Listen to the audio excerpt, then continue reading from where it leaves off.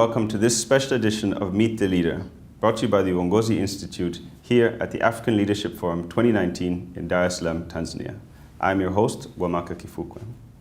On this program, we'll be interviewing His Excellency Heri Rajaonari Mampianina, the 5th President of the Republic of Madagascar. His Excellency served from 2014 to 2018.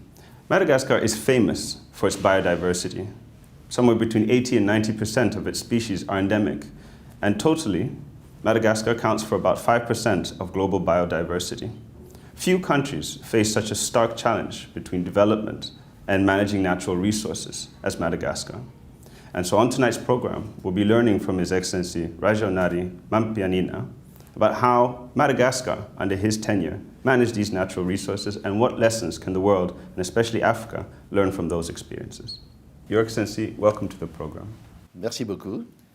So, all African leaders face this fragile tension between the environment and development. During your time as president, how did you approach this tension? En tout cas, je vous remercie d'abord de m'avoir invité à cette émission. Je vais parler de Madagascar aujourd'hui. On va parler d'environnement et une bonne gestion de l'environnement, promouvoir une bonne gestion de l'environnement.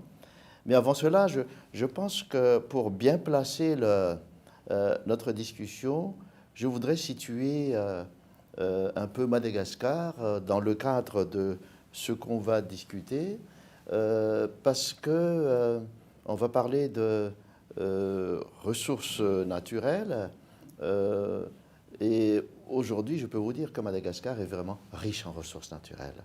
Madagascar représente 5% de la biodiversité mondiale et 85% à 90% des espèces qui existent à Madagascar sont endémiques au pays.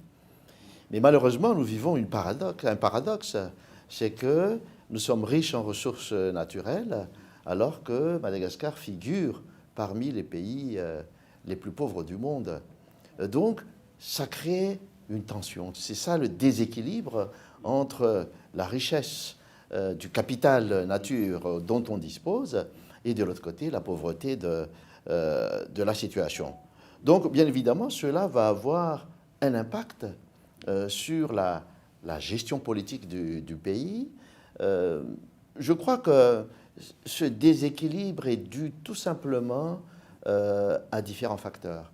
Mais un des facteurs les plus importants, je crois, c'est la pauvreté. Parce que la pauvreté entraîne les populations à détruire cet environnement, ces ressources naturelles. Alors qu'en détruisant ces ressources naturelles, ils vont encore hypothéquer l'avenir et retomber dans la pauvreté. Donc c'est un cercle vicieux, la pauvreté, destruction des ressources naturelles, et bien évidemment, l'équilibre est très fragile entre cet intérêt de vouloir bien gérer les ressources naturelles et de l'autre, la pression venant de ces populations qui vivent de ces ressources naturelles, donc qui sont obligées, d'une certaine manière, d'exploiter ces ressources naturelles. De l'autre côté, il faut dire qu'il y a aussi d'autres facteurs, c'est l'accroissement démographique qui constitue une pression sur l'utilisation des ressources naturelles et bien évidemment cette absence d'alternative sur l'utilisation des produits forestiers par exemple qui sont coupés pour devenir des bois de chauffe ou du charbon. Je parle surtout du charbon parce que c'est un des facteurs qui contribue à la destruction des forêts. Donc, il faut trouver des solutions à tout cela. Donc, moi, je voudrais vous dire que lorsqu'on parle de ressources naturelles, de gestion de ressources naturelles, on va vraiment dans le cadre d'une politique de développement. Et dans le cadre de politique de développement, il faut que les dirigeants arrivent justement à trouver cet équilibre qui est difficile encore à trouver, mais c'est l'objectif de tout dirigeant d'arriver à cela. Mais il y a d'autres facteurs aussi qui conduisent à vraiment à cette réduction des ressources naturelles. Et c'est encore plus dangereux, c'est qu'il y a des trafics, donc des trafics illégaux bien évidemment, des exploitations illégales plutôt, comme là, au niveau de la pêche. Et là, les résultats sont vraiment très importants, parce que d'après une étude que nous avons effectuée, chaque année, nous perdons à peu près 500 millions de dollars au niveau des pêches illégales.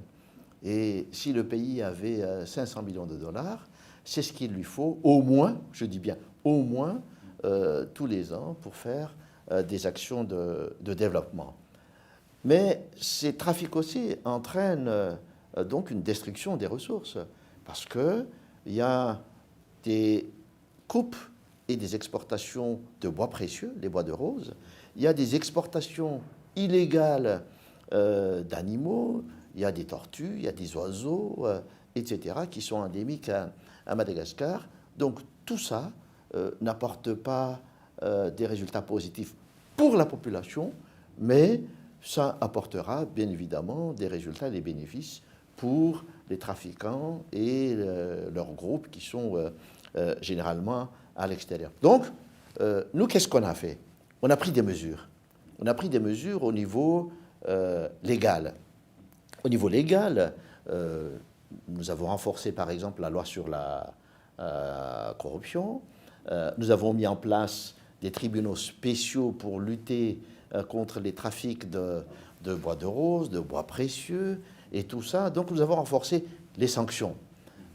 Mais de l'autre côté, nous avons mis en place aussi des politiques de développement pour les populations qui vivent au niveau des ressources naturelles, au niveau de l'agriculture, au niveau de la pêche. Donc, il y a une responsabilité très forte au niveau du ministère de l'Environnement et responsable de tout ce qui est écologie, parce que je crois que c'est un défi important pour le développement que de bien gérer ces ressources naturelles.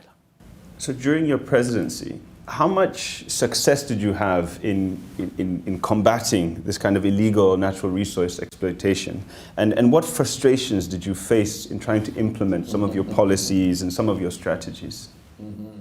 Je voudrais d'abord vous dire que c'est une lutte à moyen et à long terme, même si les effets des destructions sont à très court terme, parce que les populations qui vivent de cet environnement et la dégradation de cet environnement, c'est tous les jours. Hein. Alors que la mise en place des politiques, la régénération des forêts, par exemple, ça prend du temps. Donc, il y a ce lien qu'il faudrait faire entre la considération d'une destruction rapide et la mise en place d'une politique à long terme durable. Donc c'est ça le plus important, c'est d'avoir une politique durable, et c'était le défi que j'avais pour protéger cet environnement, mais pour aussi assurer un développement économique de la population, parce qu'en améliorant les conditions de vie de la population, je crois qu'on aura moins de pression sur l'environnement. Le problème qui entraîne des frustrations, certainement, c'est qu'on a des gros intérêts en jeu face à cette problématique d'environnement. Je parlais tout à l'heure de trafic, que ce soit des trafics de bois de rose, de trafics d'animaux et tout ça, mais derrière tout ça, ce sont des gros intérêts financiers qui sont là. Donc ce sont des gens qui ont des réseaux au niveau local, c'est-à-dire dans le pays, mais qui ont des réseaux aussi, des ramifications au niveau d'autres pays. Et c'est ça qui est un peu frustrant lorsque vous savez que le bateau qui exporte et qui transporte ces objets ou animaux illicites partent et que vous n'avez plus le contrôle sur ces bateaux-là. C'est ça qui est très frustrant. Ce qui est frustrant aussi, c'est que des acteurs qui sont complices dans cela peuvent aussi et sont aussi des citoyens, donc qui sont des nationaux. malheureusement, comme j'ai dit tout à l'heure, mais ça ne les excuse pas nécessairement, la pauvreté les pousse à agir pour des intérêts financiers, mais je pense que ce qui est important, c'est que ces gens, malheureusement, ne sont pas conscients, c'est ça qui est frustrant, ils ne sont pas conscients de l'intérêt de ce capital environnement, ils ne sont pas conscients qu'il faut qu'ils pensent à demain, à leurs enfants, à leurs activités futures. Eux, ils ne pensent qu'à aujourd'hui, à leur intérêt d'aujourd'hui, ils vivent pour aujourd'hui, et c'est ça qui est un peu, je dis un peu, mais qui est vraiment frustrant. Your Excellency, could you give us a specific example of where there's been, a great success for you, but also an example where progress wasn't as you had hoped and where more work needs to be done? Je peux prendre, par exemple, au niveau de l'éducation sensibilisation, un exemple très concret dans la région sud du pays où on éduque déjà les enfants au niveau de l'école primaire à la situation de leur environnement immédiat. La plupart des gens vivent de la pêche, donc on enseigne déjà aux enfants quels sont les différents types de poissons qui existent dans la mer, comment ils vivent, c'est quoi leur habitat naturel. J'ai pris l'exemple des langoustes, par exemple, qu'il ne faudrait pas commercialiser, c'est-à-dire manger avant qu'elles n'atteignent 12 ou 14 cm. Donc si, en pêchant, vous avez des petites langoustes inférieures à ces dimensions-là, il faut les remettre à l'eau. Même chose pour les différentes catégories de poissons. Donc, on les apprend cela dès le départ. Ils vont comprendre la vie des poissons, ils vont comprendre aussi leur habitat naturel. Par exemple, aujourd'hui, dans la plupart des régions côtières, on détruit le corail, les coraux qui sont dans la mer, parce que ça constitue des objets de décoration aujourd'hui. Donc, on les vend aujourd'hui. Mais ce qu'on dit aux enfants, c'est qu'on enseigne aux enfants, c'est que c'est un habitat naturel pour les poissons. C'est là qu'ils pondent. Donc, ça, c'est important à savoir. Dans d'autres régions aussi, on enseigne déjà aux enfants et aux jeunes qu'il ne faudrait pas détruire la forêt parce que les bois dans ces forêts-là constituent un habitat naturel des animaux qui sont sauvages pour certains, mais qui sont endémiques, en tout cas pour Madagascar. Donc, les touristes viennent là pour regarder ces forêts-là, regarder ces animaux-là. Si demain, il n'y aura plus d'animaux ou de forêts, donc ce sont vraiment les activités touristiques et liées au tourisme qui seront détruites, je dirais. Donc, c'est l'avenir de la population ou des populations qui seront en jeu à ce moment-là. Donc, ça, c'est un exemple, ou ce sont des exemples très simples.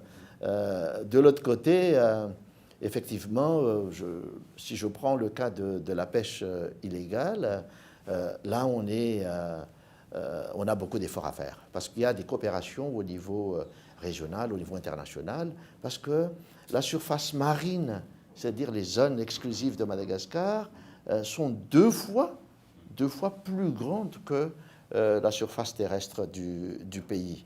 Donc, on n'a pas les moyens de contrôler cela. On sait qu'il y a un bateau tel, mais dans tel endroit, par exemple, mais on n'a pas les moyens d'attraper ce bateau. C'est ça qui est frustrant. Donc, on sait que ce sont des vols, ce sont des trafics, mais on n'a pas les moyens d'agir, on n'a pas les moyens de contrôler. Donc, il y a des efforts à faire. Et on ne désespère pas que dans l'avenir, on trouvera les moyens vraiment d'agir efficacement.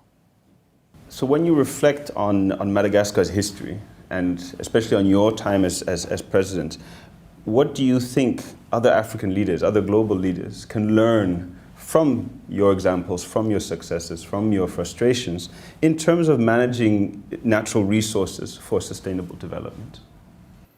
Je suis convaincu que chaque pays et chaque dirigeant a ses expériences propres.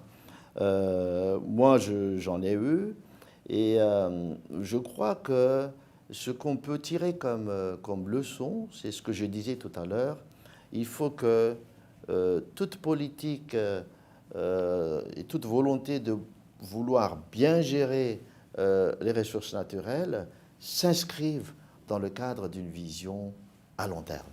Donc il faut qu'on ait une politique de gestion de l'environnement de manière durable, donc ça, mais aussi ce qui est important, c'est ça la leçon que j'ai apprise, il faut que ce processus, ces stratégies soient inclusives.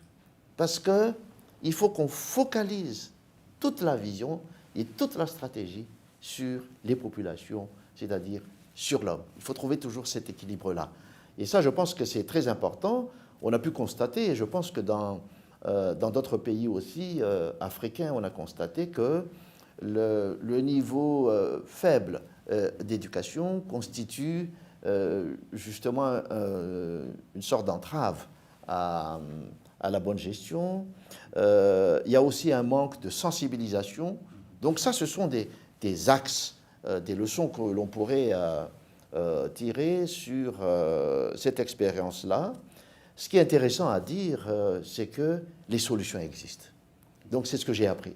Parce que quelquefois, au début, on est vraiment face au problème, on semble être désarmé face au problème, parce que les problèmes sont immenses lorsqu'on parle de l'environnement. Mais ce qui est réconfortant, c'est que les solutions existent. Donc il faut vraiment une volonté de la part des pouvoirs publics et il faut inclure tous les acteurs dans le cadre de cette volonté de bonne gestion de cet environnement et mettre en place une véritable politique de développement. So if we now looking forward, what leadership challenges do you see, do you anticipate with regards to sustainable development? And not just in Africa, the world generally. What are the leadership challenges that you see coming?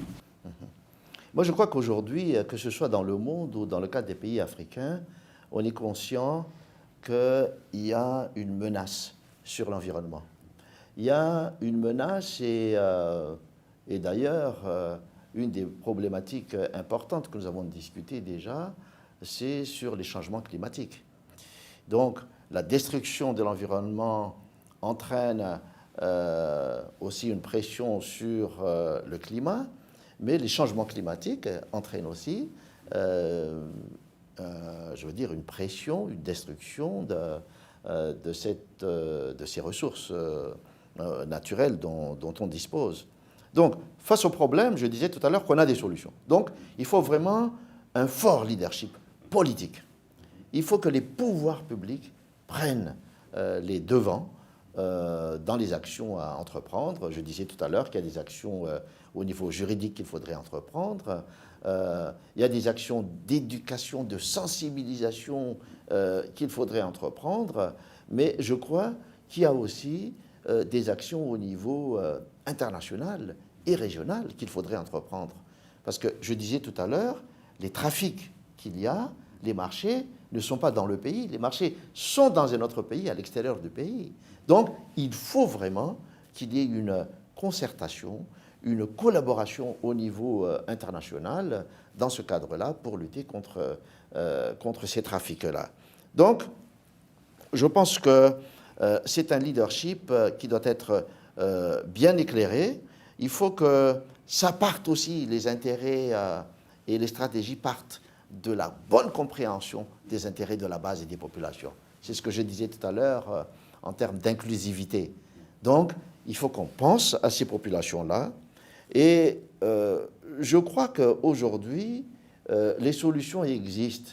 Nous avons les nouvelles technologies qui sont là.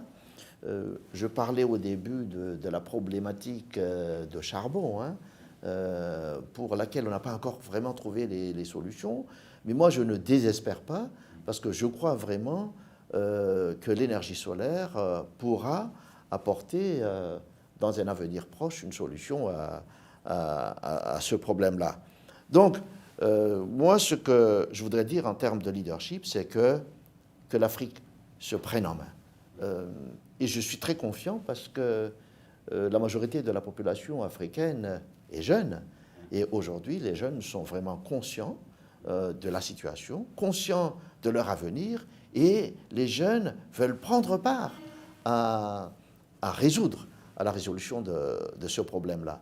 C'est pourquoi je dis qu'on a besoin d'un leadership, prendre en main les actions et prendre en main dans le sens où les actions doivent être des actions cohérentes, des actions pragmatiques et des actions qui sont réalisables selon des phases précises, mais il y a des actions qu'on peut réaliser dans le court terme.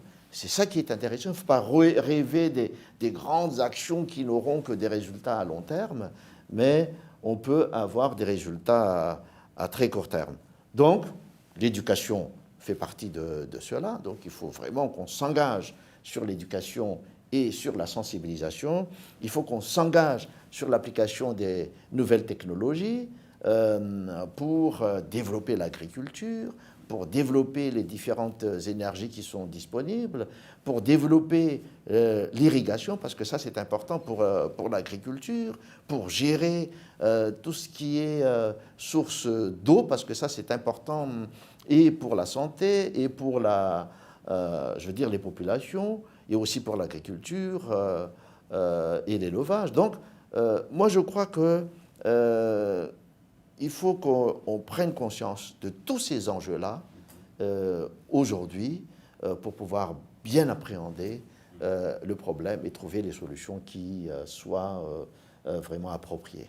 So, Your Excellency, in your opinion, is there anything the world needs to do differently to address some of these challenges that you've talked about, the trafficking, the illicit exploitation, and so on, at a global level? And then, is there anything, maybe not, but is there anything very specific that Africa needs to do differently?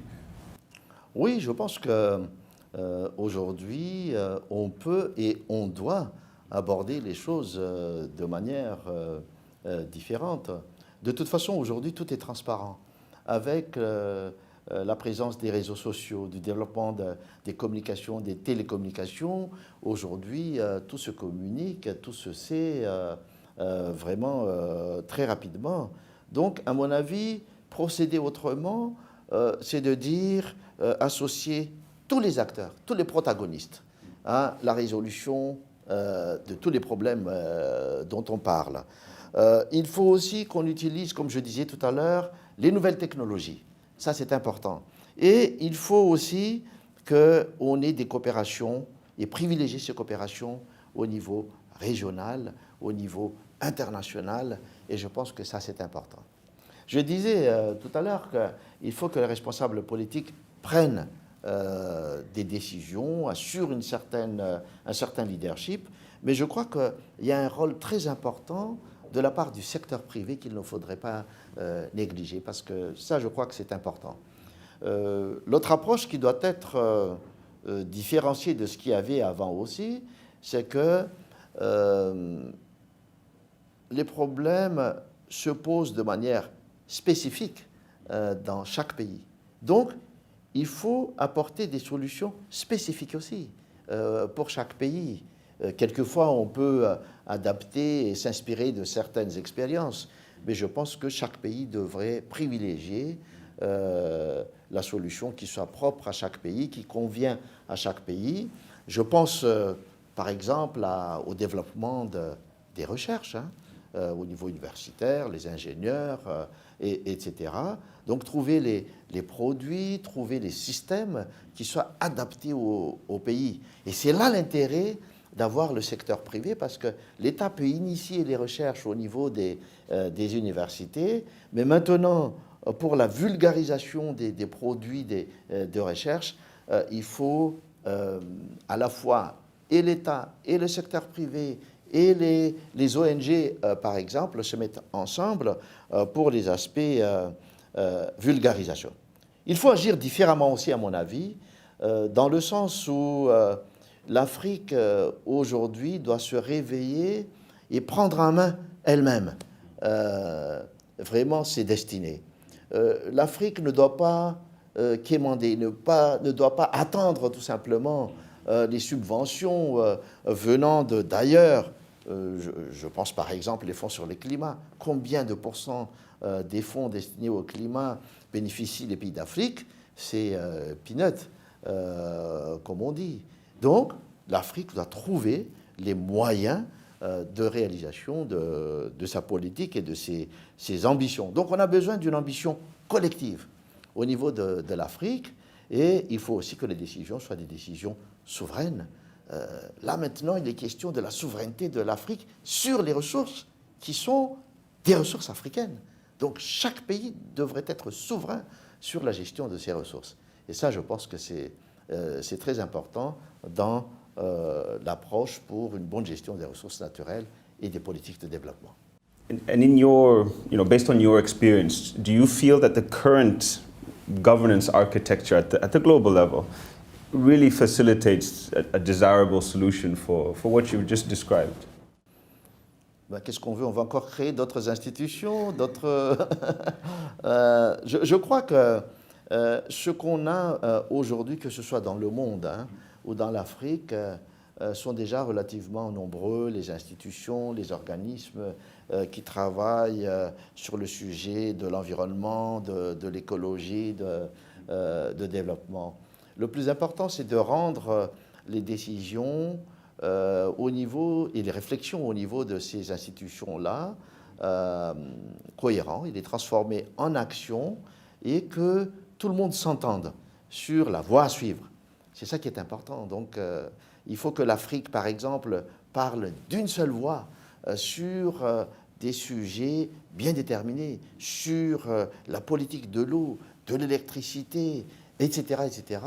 Donc, moi, je crois que aujourd'hui, on a déjà des structures qui sont là. Essayons de rentabiliser ces structures-là, quitte à appliquer de nouvelles méthodologies de travail.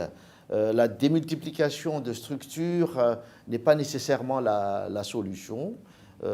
Je pense par exemple à ce forum qui est organisé par Yongozi Institute ici à Dar es Salaam.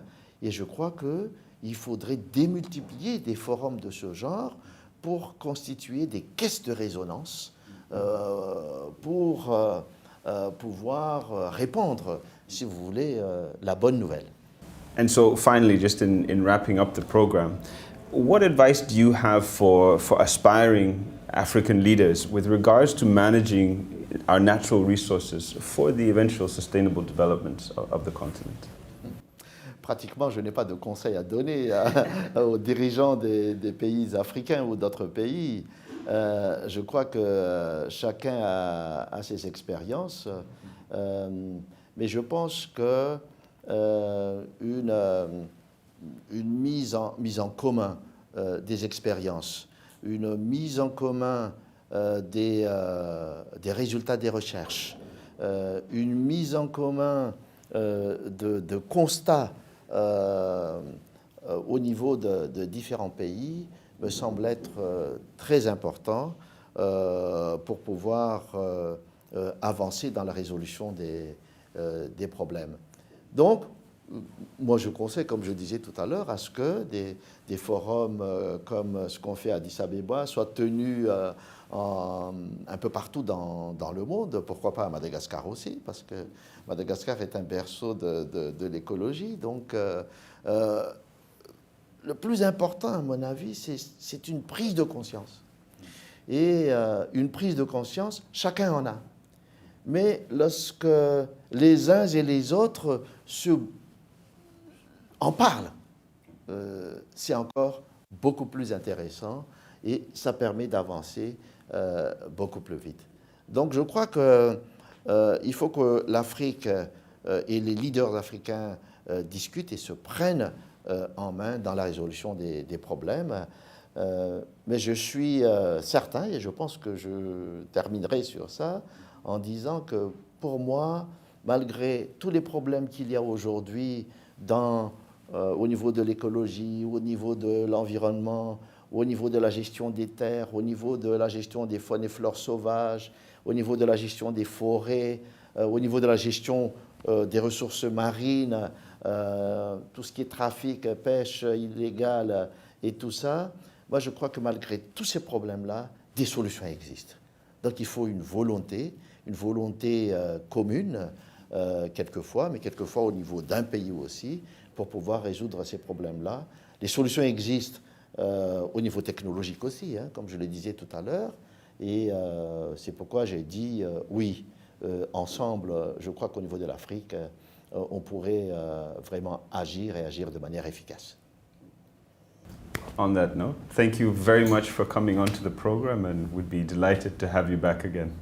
C'est vous que je remercie, en tout cas, merci beaucoup. Merci. Merci.